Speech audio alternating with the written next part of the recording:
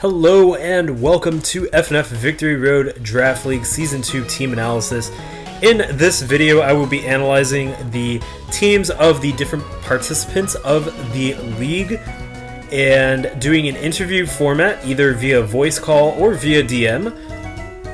In this video, it is going to be a DM interview, so I had interviewed the coach already via DM and gotten some answers to some questions. And this team is going to be the Visionary Tricksters that was led by Kingfuse. So I'm happy to take a look into this fun team today. It really is a fun one. One of the more gimmicky teams, which is already really interesting to look into. So we're going to look into that. Before we go into the Pokemon themselves and the battles, we're going to look at the team itself, the name and the logo. The reason that Kingfuse picked this name, the Visionary Tricksters, is because he wanted to make a team full of gimmicks, and he wanted his team to reflect that. The Visionary being sort of like, you know, idealism and looking into that creativity for those gimmicks that he makes. And Tricksters, because of course it's going to be tricky to deal with those gimmicks. He did reference the Shedinja and Smeargle that he used last season, which he did end up drafting again this season. So part of his bag of tricks there, two of those Pokemon. And he used Ho-Oh because he loved Pokemon Heart Gold a lot. Favorite game, 10 out of 10 IGN game of the decade. And he, and as a result of that, rather, I am playing some music from Heart Gold. So shout out to Kingfuse and his love of Heart Gold. So this is the Visionary Tricksters, and Visionary they indeed are. We're going to take a look at that first team that he made. He didn't make that many exchanges, so his team stayed relatively similar throughout the league. And I asked him what he was thinking when he was drafting this team. He told me that he wanted two cores, a defensive core and an offensive core. His defensive core consisting of Toxapex and Tangrowth, both of those regenerator bulky Pokemon, Toxapex and Tangrowth, both also having some pretty nice synergy together in that Tangrowth could handle some of the problem Pokemon for Toxapex and vice versa. Additionally, their switching out is rewarded with that 33% HP regain from Regenerator. And then he had an offensive core. He said Mega Beedrill and Magnezone he wanted to make as his main offensive cores. Mega Beedrill hitting on the physical side, Magnezone hitting on the special side. Of course, that's not all there is to his team. He did fill his team with gimmick Pokemon after he formed his offensive cores. And we do see some Pokemon that can be quite gimmicky, as we already alluded. Smeargle and Shedinja definitely have some fun shenanigans going about them. Cloyster isn't as gimmicky, but can definitely be a big threat, especially with Skill Link. Dusknoir and Hitmontop are rather bulky, slow Pokemon that can be used in a variety of ways and are very interesting defensive options that can go offensive as well. Clefable, of course, being a jack of all trades and being able to not only go on the offensive with Magic Guard and Life Orb, but also being able to go on the defensive with Unaware boosting and combine the two. Clerical, wide move pool, so definitely a gimmicky Pokemon there if you use it in a variety of different ways. And Carbink, also one of those Pokemon that's kind of like not really used that much, but always a pleasure to see. I think I'm missing Palossand. Yeah, Palossand he also used in interesting ways this league, and we'll get into those. So overall, it was a team true to the name, and a really interesting one. Definitely a lot of bulk on this one. One of the more bulkier and stall-leaning teams of this league, which was a little rare considering that most of the people went for hyper offense. So, a unique team in that aspect. So I asked him if he wanted to use any strategies in particular that influenced his draft decision. He said that he wanted to go for Smeargle with Focus Sash, Endeavor, and Extreme Speed. He did end up using that multiple times in the league, so we'll look at that later. He also wanted to use Pokemon with Trick, and a choice item. Right off the bat, I think Dusk Noir might get Trick. I think that might be the Pokemon on his team with Trick. I'm not sure if any others do. But he said that he didn't use it, so it was an option, but he didn't end up using it. So in the draft process as well, he said that he was a little scared drafting because a lot of the Pokemon he wanted were pretty high demand Pokemon, especially some such as Magnezone, Tangrowth, Hitmontop, Cloyster, Toxapex, Clefable, Mega Beedrill. Yeah, he got quite the nice entourage. But luckily he said it wasn't that bad. He didn't really get sniped a lot. So overall, I think his draft went pretty well. We're going to take a look at his battle record. And he is rank 16 with a 2.8 score. And overall, I asked him how he thought he did. He said that he was close to winning some, but he tended to be a couple moves too late. But he was glad to have fun and be able to do some gimmicks because those gimmicks were either really hype or did not work at all. So there's a high risk in his battle strategies this time and what he wanted to experiment with. And I do think there were a lot of battles, especially in the first half of the league, in which they were so close that he could have won if something had gone his way or if he had done a few moves earlier, a different strategy. But still a really interesting collection of battles. I was like struggling to find the word collection, I don't know why. In this league for sure that he did. So it's going to be interesting to look at how those battles played out. He did mention that the other teams were really good and he wanted to face Noobscript's team a lot. Because he wanted to create a 100 turn match for me to commentate, and that was kind of a running joke. He pleasured in the really long matches that I had to commentate because he thought it was really funny, and sometimes it was funny, sometimes it was like, please get me out of here. So I guess he wanted to make a really long match. He was most scared to face Startoad because he said that Startoad makes all the right reads, and I can confirm Startoad does have a very nice battle strategy and definitely thinks ahead, so I think he was right there. And he also mentioned how the hardest part of the league was scheduling his matches because he's very bad at that, and we'll probably get reminded why next league. So yeah, there were a few clown moments with scheduling. Actually, the last match of the season was not scheduled, but I think that's because he went on vacation, so he had a reason there. And so let's go into the battles themselves. So the first battle was versus Z-Quig's team, I Like Corsola, and in this one it was pretty close. I actually recall that he was winning in the beginning. Cloyster and Palossand were able to do some pretty big damage. Cloyster in particular being able to take out Muck Alola, which was pretty intense, especially for Clefable. And Rotom Heat was one of the pivotal Pokemon on I Like Corsola, being able to do quite a bit of damage with Volt Switch. I believe it was choiced because Cloyster was outsped. And there was that legendary moment where Toxapex got like 7 crits in a row, and he did say his main thought about this match was crits all day, baby, with a sunglasses face, which was really funny because we were all confused as to why there were so many crits until we realized that it was a Merciless Toxapex and not a Regenerator Toxapex. So already in Battle 1 we see him going pretty gimmicky with that strategy because it's so unexpected. So overall, this was a pretty decent battle. I think that he did good for his first showing, as well as Z-Quigs. Next, we have the battle versus Harlem Gloomtrotters, which is Drizzle Boy's team. And he was pretty happy with this one in that he was able to try out Trick Room.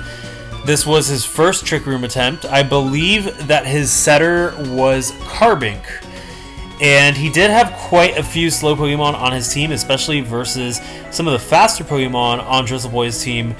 The main problem for him in this battle, I think, was Ferrothorn. Ferrothorn was able to come in and wall things, Leech Seed things, and then switch to an advantageous matchup for Drizzleboy. So I think Drizzleboy used Ferrothorn pretty well. And surprisingly, Clefable didn't do a lot of damage to Ferrothorn with Flamethrower. It only did like 40% or something like that. I was like, what? So I'm guessing the investment maybe wasn't there or something.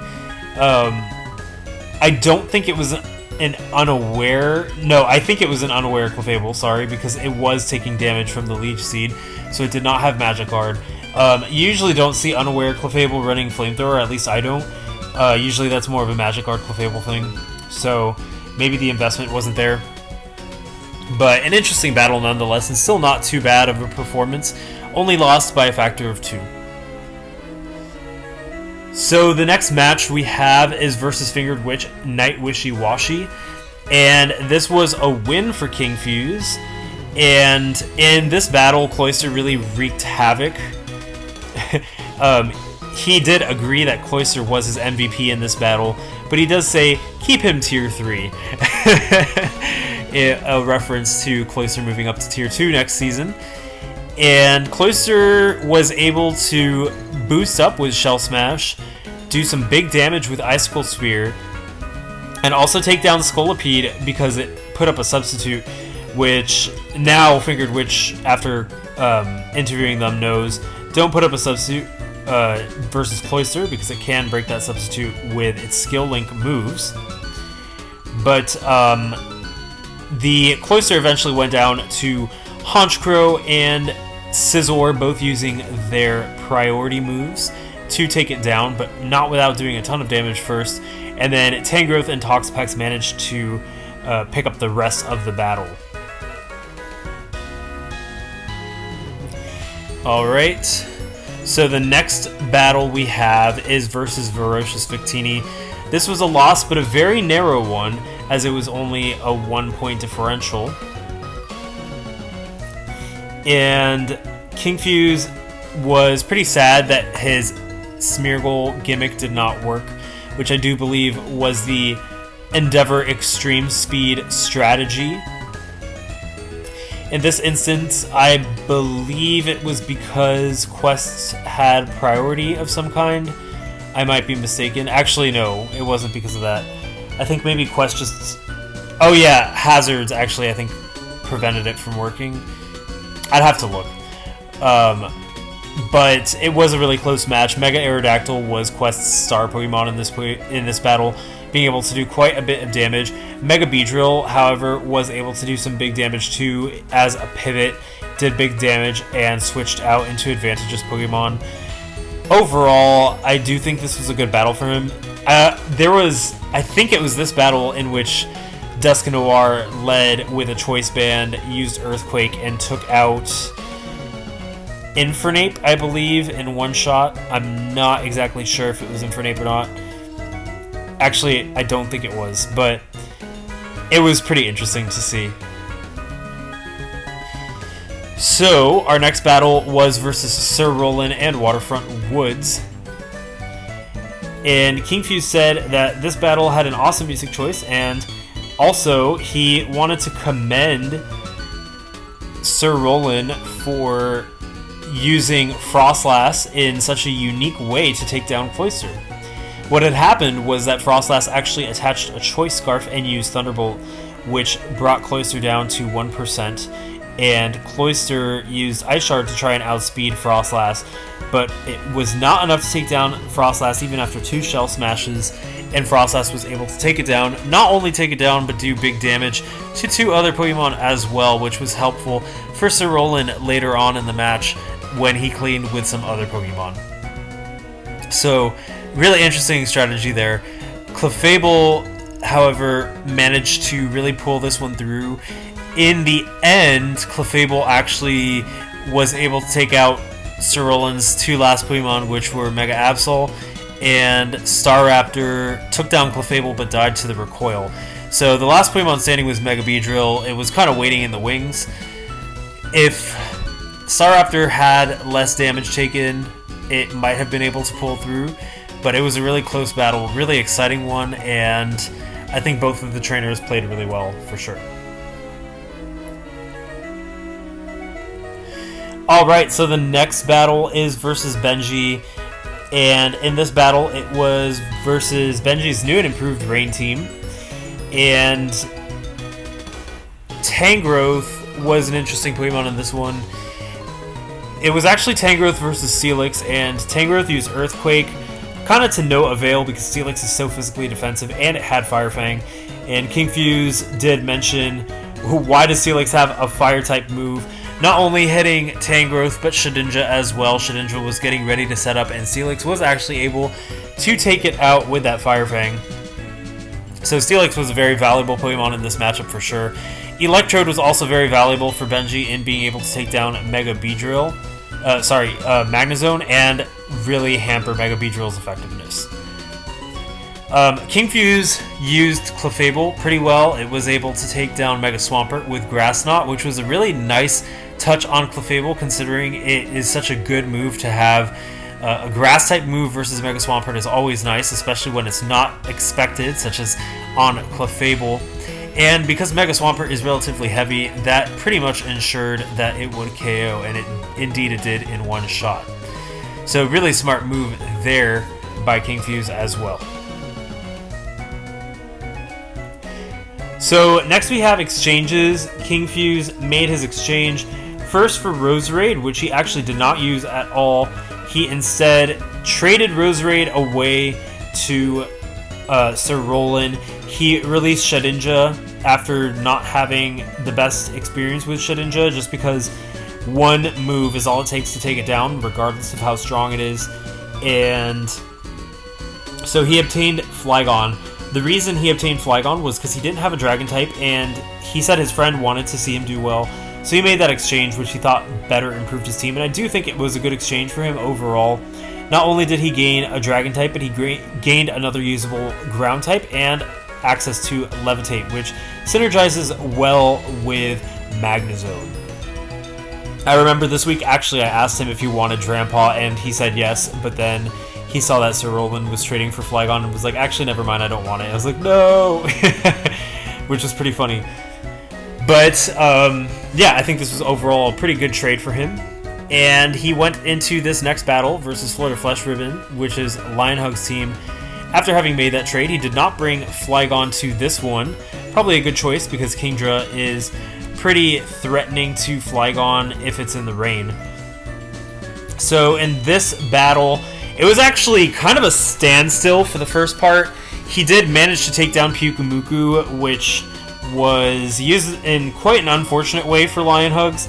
Pyukumuku ended up soaking Palossand, which gained incredible bulk due to the water typing. And not only that, Palossand had Iron Defense. I'm guessing it was fully invested in Special Defense and then boosted its defense. So it became this wall that couldn't be broken. And I believe Lionhugs had also burned it, so it couldn't take any toxic damage. So it didn't really mind the burn that much. So Palossand was looking like Kingfuse's win con in this one. And he really enjoyed Palossand, I think. But finally, Lionhugs was able to see, if you can't break through it, boost up and then break through it. I think that Kingfuse was really into that Palossand being a water type and how comical it was and how effective it was in walling Lionhug's team. And so he kept Palossand out versus Volcarona even when it was boosting in its face. And I think that was his downfall. I think if he had switched to a different Pokemon to handle Volcarona, it would have worked out more in his favor rather than a 6-0. But that was a really interesting moment. I think he pulled a really creative set on Palossand, and it was frustrating to commentate the beginning part of that battle, so I'm sure he felt accomplished for that as well. So the next battle is versus Quasimodo's team, Pitiful Punching Bags. And in this one, basically the gist of it was that he set up hazards, I believe spikes, 2 layers, and Mega Alakazam outsped everything and just managed to sweep. I believe that the Pokemon that he took down, Quasi took down, was Tangrowth with Wobbuffet. And then Mega Alakazam was ready to sweep once things were hampered by those spikes. So this was a tough one for Kingfuse. Mega Beedrill even being outsped by Mega Alakazam, its speed being crazy. So it was a relatively fast match. And Kingfuse had not scheduled this match until like the very last minute. I'm talking like the deadline being midnight, and I think at like 11:50 he was like, "Oh, let's battle." And I was pretty, I'm not gonna lie, I was pretty salty about that. And I was really tired when I commentated. So he was like, haha, I heard Noel tired. Which is kind of funny in retrospect. So yeah, that was the deadline almost battle. The next team he faced was Startoad's team, Detroit Dinos. And this one, he said, was relatively quick. I do remember that both of them had exchanged some big hits throughout the battle, and it was moving really fast. Cloyster was poised to sweep, but then Doublade was able to wall it and take it out. And Mega Gardevoir and Mamoswine were both pretty big threats. That's what I also remember from Startoad. Mega Beedrill, of course, being pretty reliable, as well as Magnezone.